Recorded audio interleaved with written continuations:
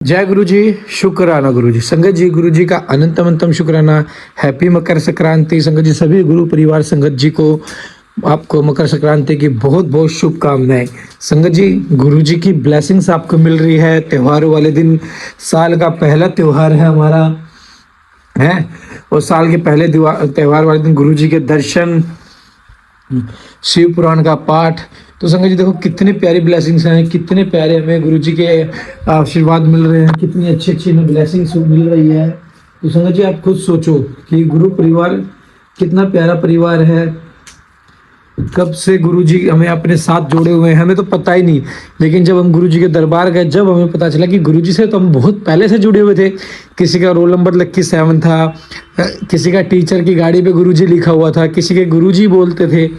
तो संगत जी जो शब्द भी गुरु जी बोलते थे ना, तो वो हम गुरु जी से ही जुड़े हुए थे। क्योंकि संगत जी गुरु जी की ब्लेसिंग्स अलग अलग तरीके से मिलती है। हमें तो पता ही नहीं है कि गुरु जी हमें किस तरीके से ब्लेस करते हैं, कब ब्लेस कर जाते हैं, किस रूप में आके ब्लेस करते हैं। संगत जी देखो, गुरु जी कहते हैं अपनी नीयत अपने कर्म चंगे रखो, बाकी सब मेरे तो छੱਡ दो, मैं अपने आप सब ठीक कर दूंगा।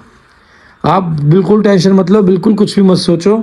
ठीक है संगत जी, पाठ को शुरू करते हैं गुरु मंत्र जाप के साथ। ओम नमः शिवाय। शिव जी सदा सहाय। ओम नमः शिवाय। गुरु जी सदा सहाय। जय गुरु जी। शुक्राना गुरु जी। जय गुरु जी।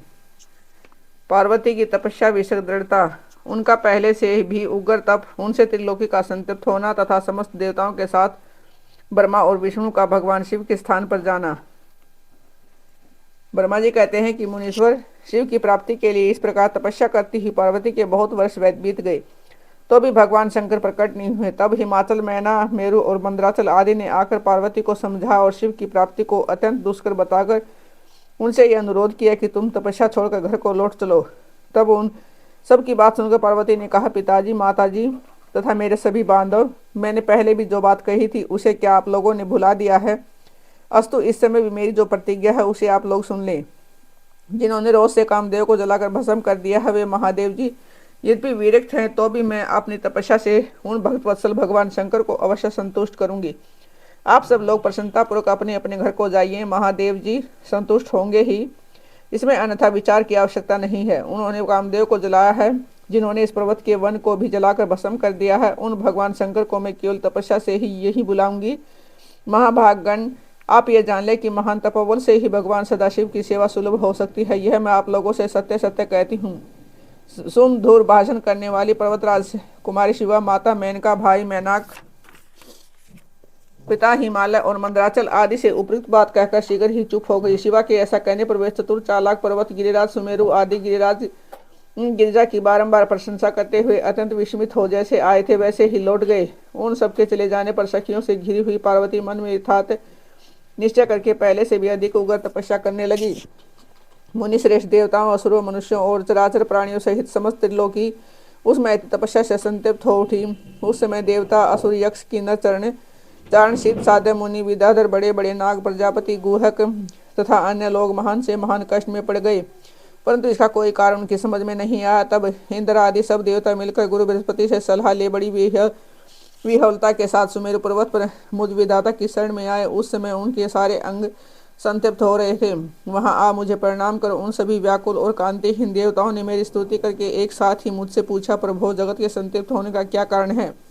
उनका यह प्रश्न सुनकर मन ही मन शिव का स्मरण करके विचारपूर्वक मैंने सब कुछ जान लिया। इस समय विश्व में जो दाह उत्पन्न हो गया वह गिरिजा की तपस्या का फल है। जानकर मैं उन सब के साथ शीघ्र ही अक्षी सागर को गया। वहां जाने का उद्देश्य भगवान विष्णु से सब कुछ बताना था। वहां पहुंचकर देखा कि भगवान श्री हरि सूक्त आसन पर विराजमान हैं। देवताओं के साथ मैंने हाथ जोड़कर प्रणाम पूर्वक उनकी स्तुति की और कहा, महाविष्णु, तपस्या में लगी हुई पार्वती के परम उग्र तप से संतप्त हो हम सब लोग आपकी शरण में आए हैं। आप हमें बचाइए, बचाइए। हम सब देवताओं की यह बात सुनकर शेष सैया पर बैठे हुए भगवान लक्ष्मीपति हमसे बोले। श्री विष्णु ने कहा कि देवताओं, मैंने आज पार्वती जी की तपस्या का सारा कारण जान लिया है, अतः तुम लोगों के साथ अतः परमेश्वर शिव के समीप चलता हूँ। हम सब लोग मिलकर यह प्रार्थना करेंगे कि वे गिरिजा को ब्याह कर अपने यहाँ ले आए। हमरो इस समय समस्त संसार के कल्याण के लिए भगवान से शिवा के पाणी ग्रहण के लिए अनुरोध करना है। देवादि देव पिनाकधारी भगवान शिव शिवा को वर देने के लिए जैसे भी वहाँ उनके आश्रम पर जाएं, इस समय हम वैसा ही प्रयत्न करेंगे। अतः परम मंगल में महाप्रभु रुद्र वहाँ उगत तपस्या में लगे हुए थे, वही हम सब लोग चले। भगवान विष्णु की ये बात सुनकर समस्त देवता आदि हठी, क्रोधी और जलाने के लिए उद्यत रहने वाले प्रलंकर रुद्र से अत्यंत भयभीत हो बोले। देवताओं ने कहा कि भगवान, जो महाभयंकर काल अग्नि के समान उद्दीप्तमान और भयानक नेत्रों से युक्त हैं, उन रोष से बड़े महाप्रभु रुद्र के पास हम लोग नहीं जा सकेंगे, क्योंकि सब जैसे पहले उन्होंने कुपित और दुर्जय काम को भी जला दिया था, उसी प्रकार वे हमें भी दग्ध कर डालेंगे, इसमें संशय नहीं है। मुनि इंद्र आदि देवताओं की बात सुनकर लक्ष्मीपति श्री हरि ने उन सबको सांत्वना देते हुए कहा। श्री हरि बोले, हे देवताओं, तुम सब लोग प्रेम और आदर के साथ मेरी बात सुनो। भगवान शिव देवताओं के स्वामी तथा उनके भय का नाश करने वाले हैं, वे तुम्हें दग्ध नहीं करेंगे। तुम सब लोग बड़े चतुर हो, अतः तुम्हें शंभु को कल्याणकारी मानकर हमारे साथ उन सबके उत्तम प्रभु उन महादेव जी की शरण में चलना चाहिए। भगवान शिव पुराण पुरुष, सर्वेश्वर, वर्णीय, परात्पर, तपस्वी और परात्म स्वरूप है, अतः हमें उनकी शरण में अवश्य चलना चाहिए। प्रभावशाली विष्णु के ऐसा कहने पर सब देवता उनके साथ पिनाक पानी शिवा का दर्शन करने के लिए गए। मार्ग में पार्वती का आश्रम पहले पड़ता था, अतः उन गिरिराज नंदिनी की तपस्या देखने के लिए विष्णु आदि सब देवता कौतूहलपूर्वक उनके आश्रम पर गए। पार्वती के श्रेष्ठ तप को देखकर सब देवता उनके उत्तम तेज से व्याप्त हो गए।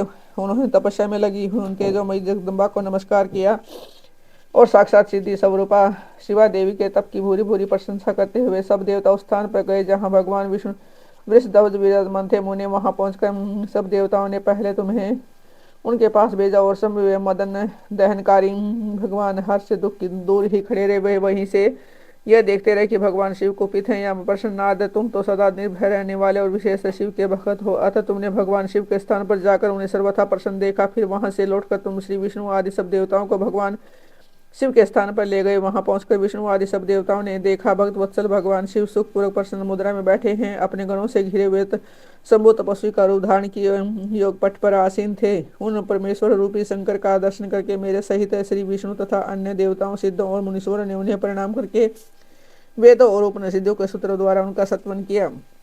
देवताओं का भगवान शिव से पार्वती के साथ विवाह करने का अनुरोध, भगवान का विवाह के रोष बताकर अस्वीकार करना तथा उनके पुण्य प्रार्थना करने पर स्वीकार कर लेना। ब्रह्मा जी कहते हैं, नाथ देवताओं ने वहां पहुंचकर भगवान रुद्र को प्रणाम करके उनकी स्तुति की। तब नंदिकेश्वर ने भगवान शिव से उनकी दीन बंधुता एवं भक्त वत्सलता की प्रशंसा करते हुए कहा, प्रभो, देवता और मुनि संकट में पड़कर आपकी शरण में आए हैं, सर्वेश्वर आप उनका उद्धार करें। दयालु नंदी के इस प्रकार सूचित करने पर भगवान शंभु धीरे धीरे आंखें खोलकर ध्यान से उपरत हुए, समाधि से विरत हो परम ज्ञानी परमात्मा एवं ईश्वर शंभु ने समस्त देवताओं से इस प्रकार कहा। शंभु बोले, श्री विष्णु और ब्रह्मा आदि देवेश्वर, तुम सब लोग मेरे समीप कैसे आए? तुम अपने आने का भी जो कारण है वह शीघ्र बताओ। भगवान शंकर का वचन सुनकर सब देवता प्रसन्न हो कारण बताने के लिए भगवान विष्णु के मुंह की ओर देखने लगे। तब शिव के महान भक्त और देवताओं के हितकारी श्री विष्णु मेरे बताए हुए देवताओं के महत्तर कार्य को सूचित करने लगे। उन्होंने कहा, संभव तारकासुर ने देवताओं को अत्यंत अद्भुत एवं महान कष्ट प्रदान किया है। ये बताने के लिए सब देवता यहाँ आए हैं। भगवान, आपके और पुत्र से उतारक देवता मारा जा सकेगा और किसी प्रकार से नहीं। मेरा यह कथन सर्वथा सत्य है। महादेव, इस प्रकार विचार करके आप कृपा करें, आपको नमस्कार है। स्वामी तारकासुर के द्वारा उपस्थित किए गए इसे कष्ट से आप देवताओं का उद्धार कीजिए। देव संभव, आप दाहिने हाथ से गिरिजा का पानी ग्रहण करे। गिरिराज हिमवान के द्वारा ही महानुभाव पार्वती को पानी ग्रहण के द्वारा ही अनुग्रहित कीजिए। श्री विष्णु का यह वचन सुनकर योगपरायण भगवान शिव ने उन सबको उत्तम गति का दर्शन कराते हुए इस प्रकार कहा, देवताओं, जो ही मैंने सर्वांग सुंदरी गिरिजा देवी को स्वीकार किया है, त्यों ही समस्त सुरेश्वर एवं ऋषि मुनि सकाम हो जाएंगे। फिर तो वे परमार्थ पथ पर चलने से समर्थ नहीं हो सकेंगे। दुर्गा अपने पानी ग्रहण मात्र से ही कामदेव को जीवित कर देगी। विष्णु, मैंने कामदेव को जलाकर देवताओं का बहुत बड़ा कार्य सिद्ध किया है। आज से सब लोग मेरे साथ सुनिश्चित रूप से निष्काम होकर रहें। देवताओं जैसे मैं हूँ, उसी तरह तुम सब लोग पृथक पृथक रहकर कोई विशेष प्रयत्न किए बिना ही अत्यंत दुष्कर एवं उत्तम तपस्या कर सकोगे। अब उसे मदन के न होने से तुम सब देवता समाधि के द्वारा परमानंद का अनुभव करते हुए निर्विकार हो जाओ, क्योंकि काम नरक की ही प्राप्ति कराने वाला है। काम से क्रोध होता है, क्रोध से मोह होता है और मोह से तपस्या नष्ट होती है।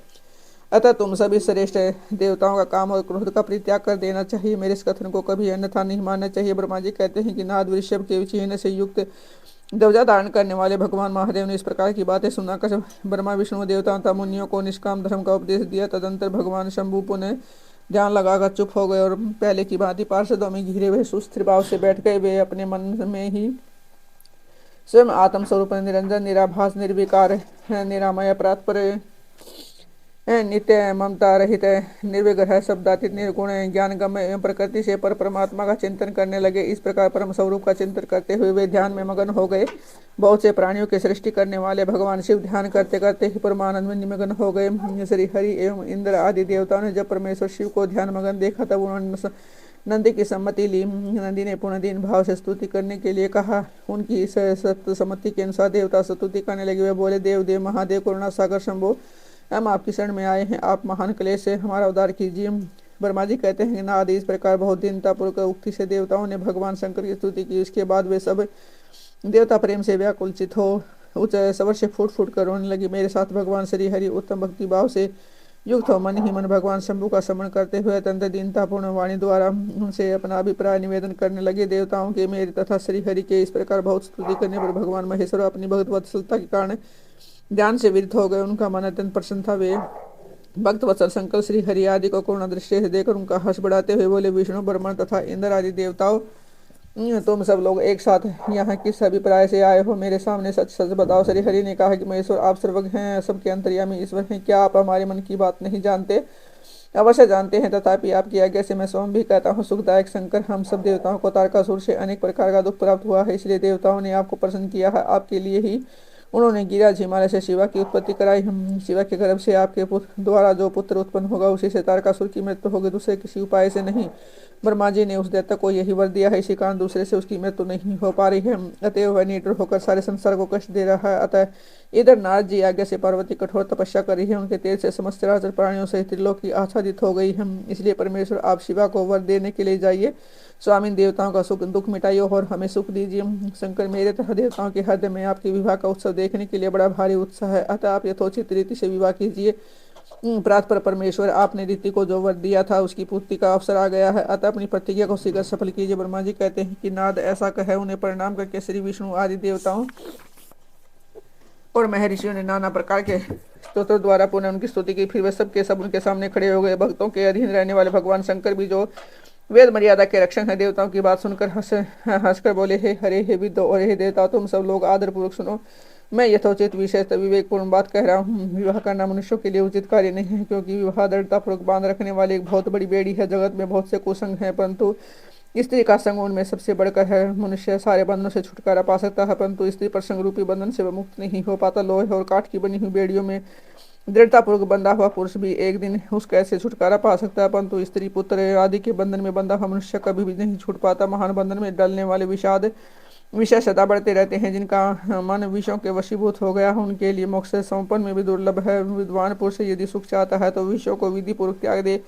विषयों को विष के समान बताया गया है, जिनके द्वारा मनुष्य मारा जाता है। विषय के साथ वार्ता करने मात्र से मनुष्य अक्षर भर व्यपतित हो जाता है। आचार्यों ने विषय को मिश्री मिलाई हुई वाणी कहा है। इसलिए यद्यपि मैं इस बात को जानता हूँ कि यद्यपि विषयों के इस सारे दोषों का मुझे विशेष ज्ञान है, तथापि मैं तुम्हारी प्रार्थना को सफल करूंगा, क्योंकि मैं भक्तों के अधीन रहता हूँ और भक्त वत्सलता वश उचित अनुचित सारे कार्य करता हूँ। इसलिए तीनों लोकों में यथोचित कर्ता के रूप में मेरी प्रसिद्धि है। भक्तों के लिए मैंने अनेक बार बहुत से प्रयत्न करके कष्ट सहन किए हैं। ग्रहपति होकर विश्वानर मुनि का दुख दूर किया है।